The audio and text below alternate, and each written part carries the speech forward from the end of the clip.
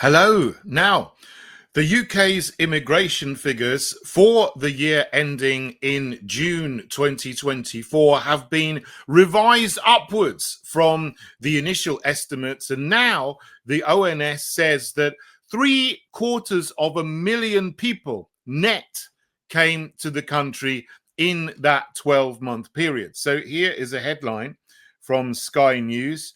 UK population increased by more than 750,000 in 12 months, mostly due to migration. Now, this obviously is the last 12 months of the fake Conservative government when Rishi Sunak was the Prime Minister. There are figures for the Starmer regime that's been in power for 5 quarters, for a year and a quarter so far, but they are initial estimates. They show that it's gone down a little bit since then, but they're probably likely to be revised upwards when they do their more complete analysis of the figures. But these are the latest real figures that we have. So it shows that under the fake Conservatives, net migration went up and up and up, and it was absolute chaos at the borders. The gross figure, actually, the number of people who actually came to the country is even higher, of course. 1.24 million people came, and about 500,000 left, which is where you get your figure for. So that's the figure. Sorry, 755,000 is the figure for population increase, I should say, to correct myself. But 98% of that figure is due to immigration. So about 740,000 due solely from net migration to the country. And just about, well, actually 16,000, a very small number, due to there being more births than deaths.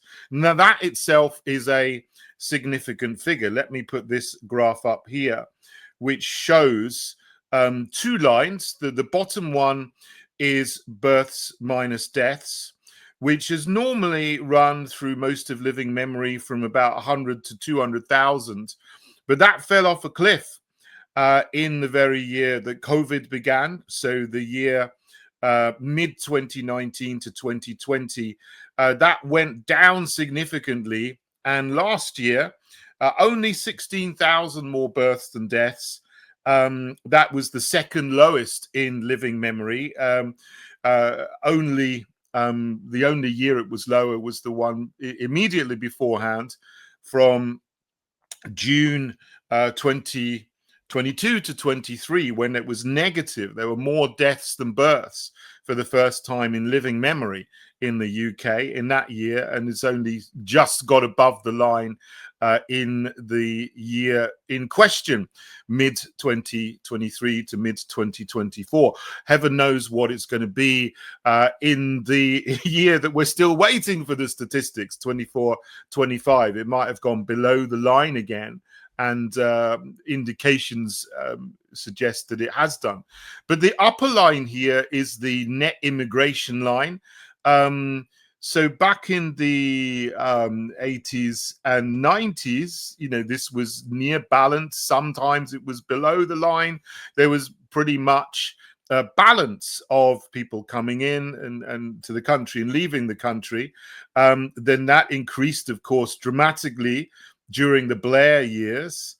And then after COVID, after Johnson was Prime Minister, and then Truss only for 47 days, and Rishi Sunak, it went through the roof, up here to over 900,000 in June 22 to June 23 under Rishi Sunak, of course, and then still under Rishi Sunak, then about 740,000 for the last year that we have the figures for. So net immigration was completely out of control under the fake Conservatives, and it still is.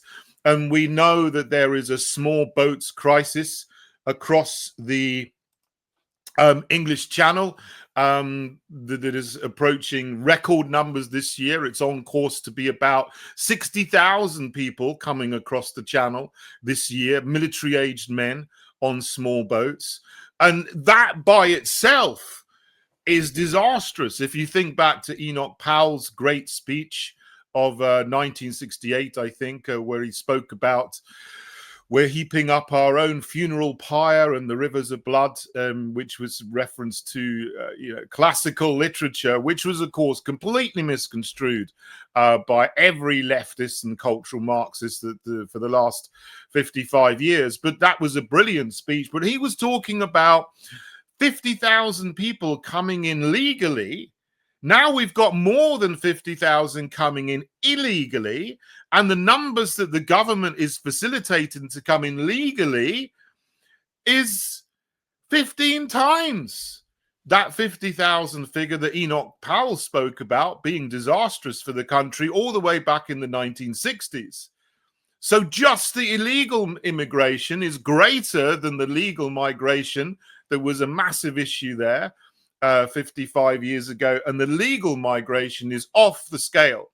And of course, that is causing huge amounts of problems everywhere in terms of hospital places, in terms of school places, in terms of welfare, because we know there are 1.2 million foreign nationals claiming welfare in the UK, which is, this is on an average of about 10,000 a year. That's 12 billion pounds of taxpayers' money just going in and going straight out the door again on welfare to foreign nationals, let alone the amount of money that is paid for their healthcare, hospital visits, GP visits, dentist visits, school places. There's £5,000, £6,000 a year per school child. If they're in a normal school, if they got special needs, it's even more. And a lot of foreign nationals, they've got their children in schools, they've got special needs. They need English language facilitation, and behavioral issues and cultural issues and all sorts of problems. Obviously, the big issue as well, another big issue, is the housing crisis. We don't have enough homes for this amount of population increase, which we have seen. It was big enough before COVID. It's rocketed after COVID, and it's not EU people coming in. So before COVID, from Tony Blair through Cameron and May as prime ministers, it was primarily EU nationals coming to the UK. Net, that made up most of the net increase. Now EU nationals are leaving, so there's net emigration from EU countries. Polish people particularly have come to the country. Polish people are wonderful. They work hard and they have a lot of skills. Fantastic people, but they're going back now. They've spent 20 years here, a lot of them, saved up money, bought a house back in Poland. Now they're going back. Poles are going back. Romanians even are going back home. Net, more people, more are leaving than coming to the country. So this is true of EU countries as a whole. But what's happening is that the net migration under the Blair and Cameron and May years from the EU has changed into being net migration from other countries, notably India, Pakistan, Bangladesh, and Nigeria, the big four countries of the Commonwealth. And so, that needs to be capped. That needs to stop, simply because there are not enough homes for everybody to come into.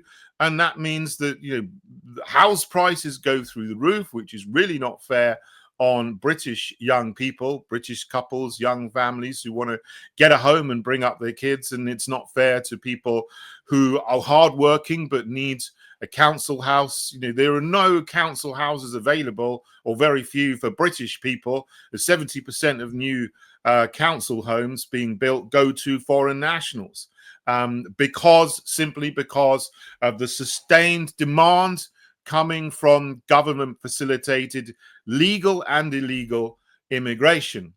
Illegal because the government is sending the border force out to escort and carry people from the Channel to Dover, and legal is being facilitated. Legal migration is being facilitated with all these extra visa schemes to bring people in from India, Pakistan, Nigeria, and other countries. You also got Ethiopia, Somalia, Eritrea, countries like that, Congo.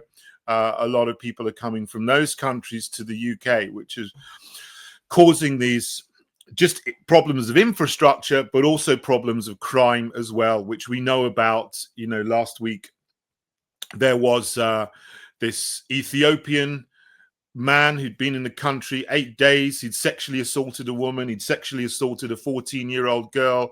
It took a long time to get him through the courts. And then a judge, a ridiculous activist judge, gives him 12 months in prison, when people are going to prison for 2.5 years or more. One guy, 8 years, got in prison for social media posts, where someone actually does some real horrible crime on British women and girls, and they get basically a slap on the wrist. 12 months in prison.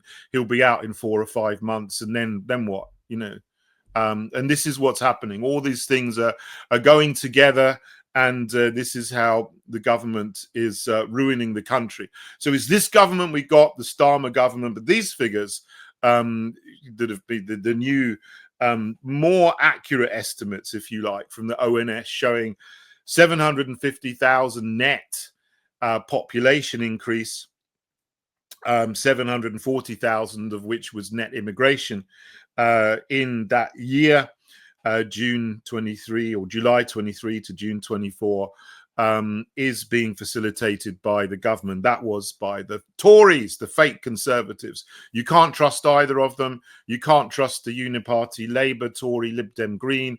They all want mass rapid immigration, replacement migration, and they all need to be gone. So if this rings a bell with you, please come and support us in the Heritage Party.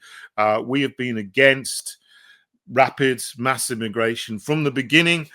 In 2020, we have all the plan in our manifesto to stop it, to push the boats back, to end the way that the government is facilitating this, strict caps on work visas and student visas, and end to indefinite leave to remain, and also an increase in the period you need to stay in the country to apply for citizenship, from 5 years as it is at the moment to 20 years. Reform only say 7 years, which isn't going to make any difference whatsoever. They say, oh, we're going to scrap indefinite leave to remain, but you can still apply for citizenship after 7 years in the country. And sorry, that isn't going to make much difference at all to the number of people claiming citizenship in the UK, of which there have been nearly 4 million since the year 2000, or certainly since Blair came into power, which has changed the demographic of the country as well. So they're not going to do anything to stop people being able to claim citizenship. We will, because we'll increase that length of time to 20 years. I think if you want to claim British citizenship, you need to give the lion's share of your working life to this country, and without claiming benefit. And you need to speak English fluently. No, not just enough to be a pizza delivery man with Deliveroo and say, yeah, pizza. You know, you need to say more. You need to know more English than that. You need to be able to speak English as fluently as I'm speaking now. And you need to show that you're fully integrated into the country and into the community. You're not living in some ghetto somewhere and, you know, slashing the throats of chickens or whatever. You know, that's not evidence that you're suitable to be a British citizen. So that needs to change as well. Please join me and everyone, our whole team, our growing army of people who wants to restore our nation in the Heritage Party at heritageparty.org. Please do that. Thanks for listening, everybody, and God bless you all.